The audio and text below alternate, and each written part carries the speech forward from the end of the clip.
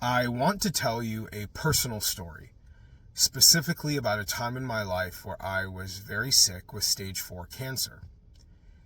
It was a difficult time for me and my family, but I want to tell you about it because there are scumbags and weirdos who have unlawfully obtained and shared some of my personal information, as if I have something to be afraid of, as if I'm supposed to be ashamed or embarrassed because of the tough times that I've been through.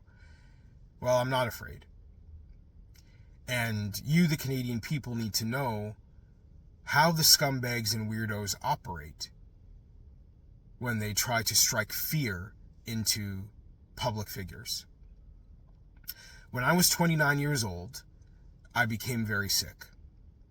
And it took a while for doctors to figure out what was wrong with me, but eventually I went into an emergency room because I had very bad pain in my neck.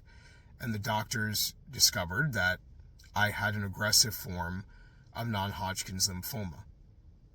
It had grown into my spine, cracking my spine in 2 places, leaving me with 2 spinal fractures. For a while, I thought I was going to die. And if I lived, I thought I would never walk again. I was effectively put on the shelf for over a year and a half, told by doctors that I could not work because of the cancer treatment that I had to go through, chemotherapy and radiation. Now, I don't come from money. I'm not a country club dude. I was raised by one parent, my dear mother. So in my family, when you're told you can't work, you don't have money. I had to defer student loan payments. I had to put student loan payments on credit cards. I had to put a lot of things on credit cards. My credit score took a hit. I went into debt. I had to survive. Now, if you've been seriously ill or you know someone who has been, you'll understand what I mean when I say your life just gets turned upside down. And you're not thinking about your finances every day. You're trying to just make it to the next day. A lot of things in my life changed. I had a relationship with a wonderful lady who I thought I might marry, and the relationship ended from the stress and chaos of being sick.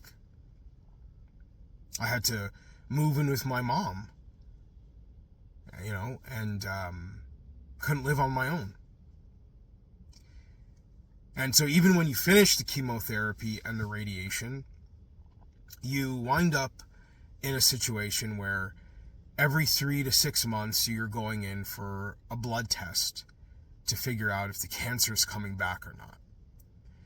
And so even when you're done being in the hospital every day, the psychological, emotional, and spiritual toll that it takes when you have to wait for a call so you can go in to see your oncologist and learn if you're going to be sent back in for treatment again. It's tough. And I'm in a better place now. I'm cured now, thanks to the good Lord, thanks to great doctors and nurses, church community, family, friends, and their support. Yeah, I'm in a better place now. But it took years to rebuild my life. And I'm not ashamed of that. I want anybody who's in a tough situation to know you shouldn't be ashamed of it either. You can rebuild your life. It takes time and effort, but it is possible. So the scumbags and the weirdos who want to bring this part of my life up as if I'm supposed to be ashamed of it, afraid of them, no, I'm not. Canadians like me who've been through tough times have a place in Canadian politics. You don't have to be a country club dude to be in Canadian politics. You don't have to be the son or daughter of a politician to be in Canadian politics. The Canadian people choose who is in Canadian politics, not the scumbags and the weirdos. So say whatever you want about me. I'm a man on a mission. I'm on a mission to fight for the future of Canada. I'm on a mission to fight for the great, wonderful people of Bowmanville, Oshawa North. And I'm going to keep doing that every single day. Thanks for listening to my story.